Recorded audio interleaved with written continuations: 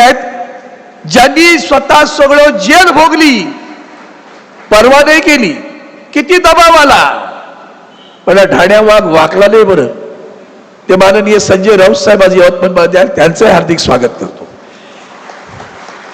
शिवसेनेचा कायदेशीर किल्ला लढवणारे माझे सहकारी मित्र शिवसेनेचे सचिव खासदार श्री अनिल देसाई साहेब, शिवसेनेचे सचिव माजी खासदार शिवसेना नेते माननीय विनायक राऊतजी, माननीय सूरज चव्हाण सचिव, साईनाथ दुर्गे सचिव, सुधीर सूर्यवंशी उपनेते, माझ्या जिल्ह्याचा संपर्क प्रमुख राजेंद्र गायकवाड, जिल्हा प्रमुख प्रवीण शिंदे, किशोर इंगळे आणि निखाडे संजय, ते पण संजय आहेत बरं का, निखाडे आमदार संजय खरात, आमचे आमदार खरात, व्यासपीठावर महिला आघाडीच्या रंजनाताई नेवाळकर, सागरपुरी, वाघमारे, आमच्या कल्पनाताई, व्यासपीठावरील सर्व मान्यवर मंडळी, उपस्थित निष्ठावंत शिवसैनिकांनो, बांधवांनो, भगिनींनो, मातांनो, आपण सगळेजण का जमलो आहोत? आता निवडणुका तर नाहीत, पण काल परवा आपण ज्याला निवडून दिलं त्या खासदारानं शेण खाल्लं, त्या शेण खाल्लेल्या खासदाराला गाडायसाठी आज आपण इकडे जमलेलो आहोत. लक्षात घ्या. मला कधी कधी आश्चर्य वाटतं, लोकसभेच्या निवडणुकीच्या पूर्वी त्यांचं नाव जेव्हा आलं तेव्हा आदरणीय उद्धवजी साहेब विचारायचे, अरविंद काय करायचं आपण? म्हटलं साहेब निवडून येतील. पूर्वी होते आमच्याचकडे काही ना माणसं जन्माला त्याची सरडेच्या अवलादीने येतात, रोज रंग बदलतात, पण त्यांना माहिती नाही तुम्ही रोज रंग बदलता, बदलत राहा, हा भगवा मात्र तेजाने तसाच फडकत राहील, एवढं लक्षात ठेवा सगळ्यांनी. इतकं सोपं नाहीये. आपण दिली त्याला उमेदवारी. साहेब स्वतः आपण आलात, सभा घेतल्या, यवतमाळमध्ये झंझावात निर्माण केलात, सगळ्यांना वाटायला लागलं बस आता मात्र आपला विजय झाला, भगवा फडकला, आणि परवा त्यांनी शेण खाल्लं. मला आश्चर्य वाटतं, माणसं खोटी किती बोलू शकतात. तुम्हाला सर्वांना सांगतो, शिवसेना आमची आई आहे बरं का. त्या आईशी प्रतारणा केलेली आम्हाला मान्य नसते. तुम्हाला शिवसेना आई वाटते की नाही? शिवसेना आपली आई आहे ना, शिवसेना आपली आई आहे ना. मग त्या आईची प्रतारणा करणारा संजय देशमुख साहेबांना शेवटच्या क्षणापर्यंत सांगत राहिला, साहेब कोणी जात नाही हो, काय घाबरू नका, कोणी जाणार नाही आहे. पण ही दैवपत्री माणसं, आपला इतिहासच असा आहे. खरं तर छत्रपती शिवरायांना सुद्धा स्वकीयांबद्दल बरोबर अधिक लढाया कराव्या लागल्या. छत्रपती संभाजी राजांना सुद्धा पकडून देणारा आपलाच गद्दार होता. फक्त यवतमाळकरच्या शिवसैनिकांनी लक्षात घेतलं पाहिजे की ही वेळ अशी आहे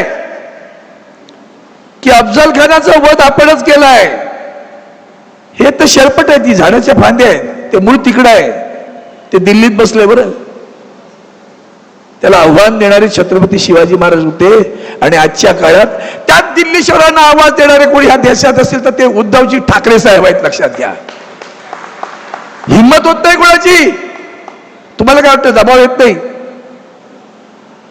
संजय राऊत साहेबांचं उदाहरण आत्ताच दिलं ना.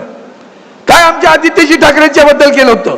कुठल्या खालच्या पातळीवर जाऊन एक उभारणारा एक युवा नेता, त्याचं चारित्र्य हनन करायचं, त्याला खच्चीकरण करायचं.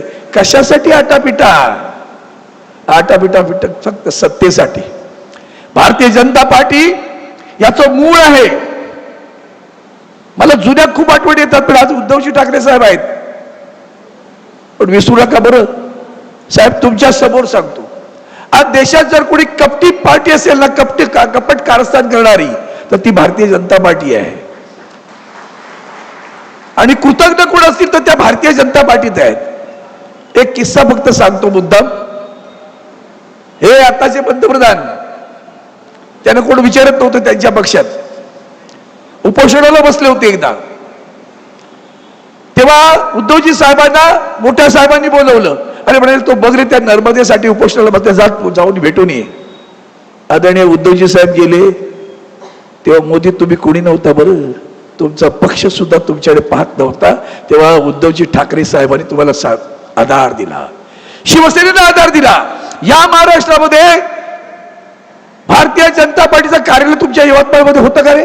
होतं का? भारतीय जनता पार्टीचं कार्यालय होतं का 40 वर्षापूर्वी? वंदनीय हिंदू हृदय सम्राट शिवसेना प्रमुखांनी हिंदुत्वाच्या भूमिका घेऊन यांना हात दिला. साहेबांचं एकच वाक्य होतं, मी महाराष्ट्र पाहतो, तुम्ही राष्ट्र पहा. त्या महाराष्ट्र पाहतो म्हणणाऱ्या त्या तंबूत सुद्धा हा उंड घुसला. तुम्ही एक लक्षात ठेवा, ते जे काय रामायणातलं श्रीराम वगैरे जे आहे ना, त्याला मात्र भुलू नका बरं. उस डोंगा पर रस नाही डोंगा, काय भुललासी वरलिया रंगा. लाडक्या बहिणींनो खास सांगतो, उस डोंगा पर रस नाही डोंगा, काय भुललासी वरलिया रंगा. वरच्या रंगाला भुलू नका, वरच्या आमिषांना भिडू नका. कधी बहीण बनतील आणि कधी पैसेही काढून घेतील. तुमची मत विकत घेणारी माणसं आहेत. आज साहेबांना फक्त एकच वचन आपण द्यायचंय. साहेब, यवतमाळच्या जिल्ह्याच्या वतीनं आम्ही सारे हे जमलेले निष्ठावंत शिवसैनिक आपण वचनबद्ध व्हायचंय. साहेब, उतरणार नाही, मातणार नाही, भगवा पडकविल्याशिवाय स्वस्थ बसणार नाही, हे आपला ब्रीद असलं पाहिजे. आणि त्यासाठी आपण सगळेजण जमलेलो आहोत. ही माणसं विकली जातात तेव्हा केवढ्या वेदना होत असतील. किती तुम्ही विचार केला का कधी? साहेबांना किती वेदना होत असतील. बीज लावायचं, पाणी घालायचं, झाडाला फुलवायचं, फुलं आली, फळं आली, तो वृक्ष पाहायचा आणि हा सगळा डवरलेला वृक्ष सहज पटकन पानगळ होती तसा निघून जायचा. म्हणून तुम्हाला सर्वांना आवाहन करतोय, आपण जमलोय ना, तर हा मेळावा निष्ठावंतांचा आहे, विष्ठावंतांचा नाही. या मेळाव्यामध्ये आपण शपथ घेऊया. साहेब, तुम्ही आलात, संजय देशमुखला तर गाडू, ते 2 संजय आहेत बरं. या जिल्ह्याला काळीमा पासणारे 2 संजय आहेत ना? 2 संजय आहेत की नाही जिल्ह्यात? काळीमा पासतात की नाही? भ्रष्टाचारी, व्यभिचारी, अनाचारी, दुराचारी सगळे तिकडे बसलेले आहेत. आणि यांना गाड्याचं असेल तर आज आपण शपथबद्ध उद्या, कारण आज शिवराज्याभिषेक दिन आहे. भगवा फडकवायचा या भावनेने आपण आलात, तुमचं मनापासून स्वागत करतो. पत्रकारांनी लक्षात घ्या, खासदार गेला म्हणून कुणी गेलं नाही बरं का. तो तिकडे कुठेही गेला असेल, पण यवतमाळचा शिवसैनिक आजही आदरणीय उद्धवजींच्या नेतृत्वावर विश्वास ठेवून कटिबद्ध झालेला आहे. त्यांनी शपथ घेतली आहे. साहेब, आम्ही तुम्हाला शपथ देतो, तुम्ही जो विश्वास आमच्यावर टाकलाय ना, तो विश्वासघात आम्ही कधीही करणार नाही.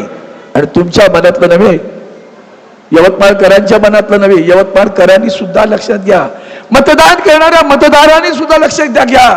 तुम्ही मतदान मशालीला केलं, तुम्ही मतदान शिवसेनेला केलं, तुम्ही मतदान आदरणीय उद्धवजी ठाकरे साहेब यांच्यावर विश्वास ठेवून केलं.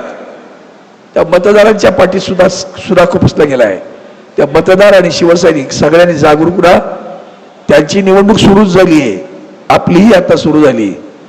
आता किती वार करा, आम्ही पलटवार करू आणि भगवा फडकवू अशी शपथ घेतो आणि आपली रजा घेतो.